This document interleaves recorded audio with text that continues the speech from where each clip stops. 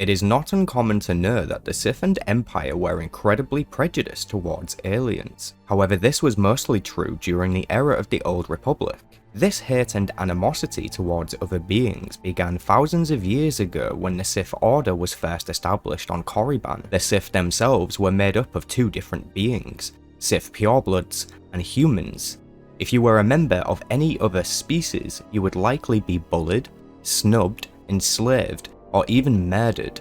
The Sith Order believed that all other aliens were insignificant and weak. The idea of even seeing an alien Force user was disgusting to them. All beings that were not Sith were to be used as tools or trade, nothing else. It would take the Sith Empire thousands of years before it began to slowly allow aliens to join its ranks. However, this still didn't conclude with an equal footing for all citizens of the Empire. The Sith began to focus their prejudice on aliens that looked unusual or sounded different. This led to the maniacal treatment of Twi'leks and other unique figures, like Wookiees.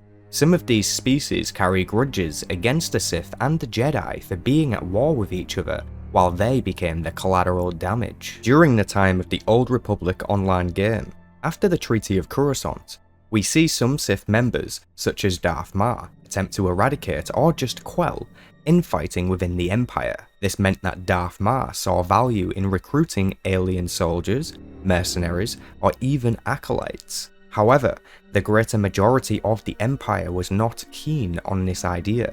The prejudice had existed so long already that to most Sith, it was more traditional than it was anything else, the natural way of things.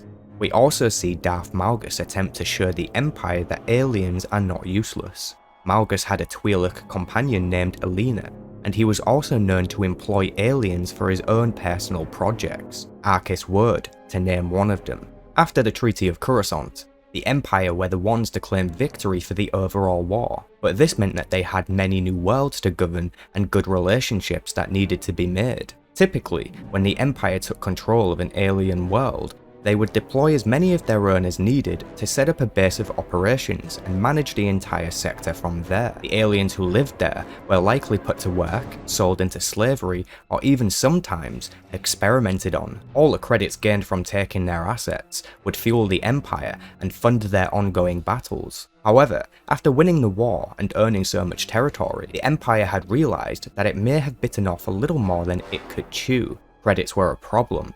The Empire had the strength to conquer, but lacked the funds to hold anything too long. It was this moment the Empire swallowed a huge lump of pride. To inspire more business and good relations with the galaxy, the Sith Empire had decided for the first time in the galaxy's history to open the planet Ziost to the public. This was an unprecedented move. Ziost used to be the Sith capital. That title now belonged to Dromund Kaas, but that didn't make it any less of a big deal. The Empire allowed aliens and others to enter and even set up shop on the world of Ziost. This would not only show the galaxy they were willing to change, but it would also bring in more credits for the Empire to fuel their war. The pros of tolerating aliens became more and more valuable. Many years later, the world of Ziost would experience an incredible tragedy on an epic scale. The Sith Emperor had returned from his sleep on Yavin 4, and he targeted the world of Ziost to once again demonstrate his power and consume everything of the world. Whether or not the Emperor chose this planet because the Empire chose to allow aliens here is up for discussion. It is quite possible that the Emperor saw this action as a complete disgrace to his tradition. Anyways, because of what the other Sith Lords did, are the direct result as to why we see in modern Star Wars no prejudice at all from the Sith. Plagueis and his master were both aliens. Palpatine trained a Zabrak. Darth Bane and later Zana took an alien apprentice named Cognos, who was of the Iktochi race. Slowly, over generations, prejudice over other beings was being snuffed out, and the value in all was revealed.